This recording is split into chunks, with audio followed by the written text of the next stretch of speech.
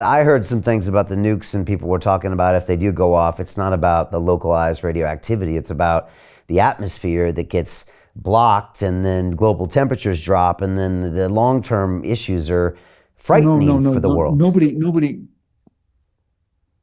Um, I've gone and looked at all what he said actually very carefully. And what he said was, this was in his speech at there's the famous resort they have where he gives every summer he goes and he gives a speech.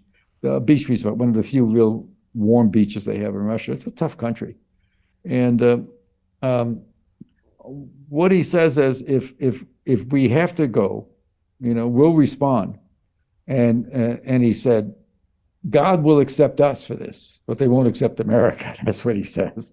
So that's a belief that whatever they do is, God's on their side. They're God, And by the way, this is so far from communism. It's all gone. This is all entrepreneurship, et cetera. But there is something, the Peter the Great stuff. He's got this, he's whatever he has. I've also read the CIA does have a lot of contacts with psychoanalysts in the Washington area, and they do studies.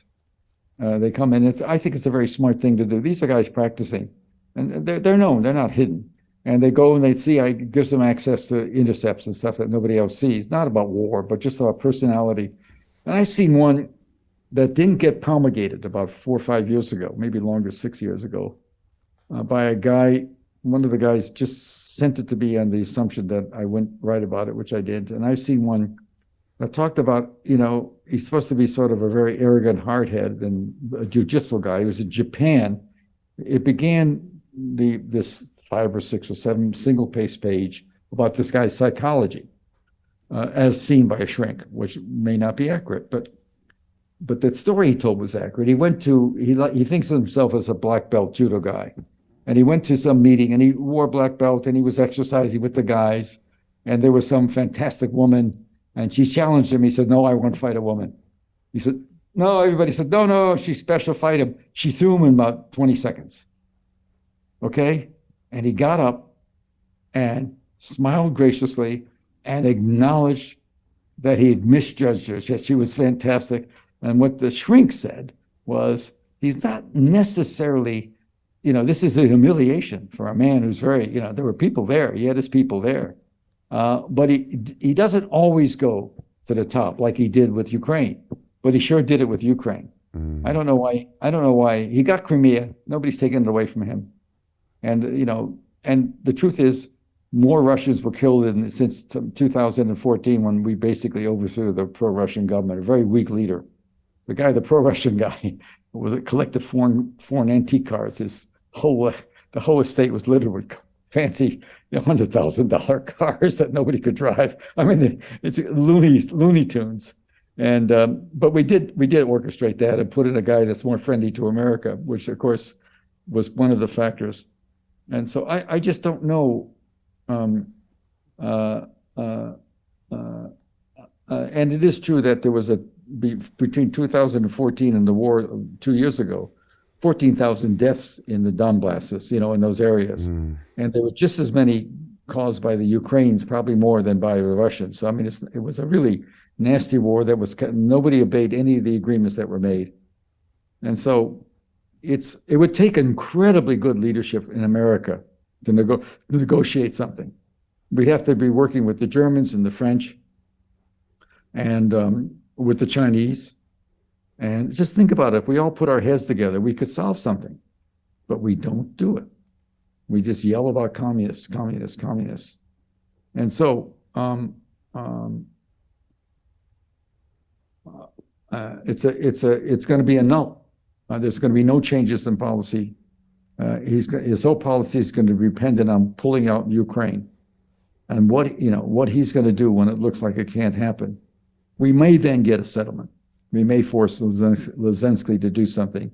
If he's taking a taste of the oil money, he can take a bigger taste and go live in. He's got places, estates in Sardinia, so I hear, on the coast there with it's the new Nice. Back a decade ago, when the Russian oligarchs, when Russia fell, the guys that ran every country were the CIA, were the KGB guys, Nazarbayev, et cetera. He walked away with $5 billion worth of copper. Bought an estate in Nice. I did a story on him for the New Yorker once, way back in 98, 99. And we overflew the site. He had an incredible estate, big pool. You couldn't get near it. You had to overfly with the chopper, rent a chopper and take photographs. And even then, God knows, they probably had a missile coming at us. So Jim Rickards has just recorded a video that's not available to anyone in the public, and he's going to be talking about how this upcoming recession is going to be fast, it's going to be bloody, it's going to be nasty. But at the same time, he's going to show you how you can position yourself to profit from all of this chaos. Now, we've made this video only available to our viewers. Go to londonreal.tv/Jim. Watch that immediately. I can't say enough good things about Jim Rickards. He understands the global economic system better than any guest I've ever had on London Real.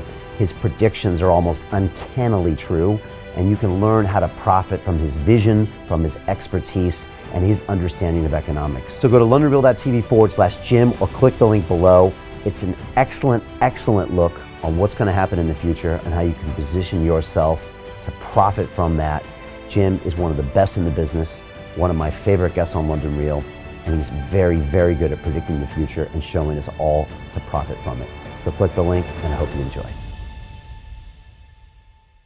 Hey, it's Brian Rose, founder of the DeFi Academy. I've told you my 4-week crypto bootcamp is amazing, but don't take my word for it. This is what my students are saying. The DeFi Academy was an amazing experience for me. It took me totally out of my comfort zone. In this course, I was challenged, I was held accountable, and pushed to do things that honestly weren't always easy. It's been phenomenal, and I can't believe we're already up on our 4 weeks. It has flown by. Going through this DeFi accelerator by far was one of the best courses I've taken. You do this course, you really get into the nitty-gritty of the activities that will make you comfortable with decentralized finance.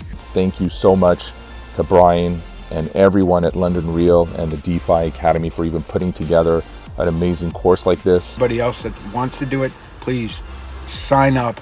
It is well worth the money.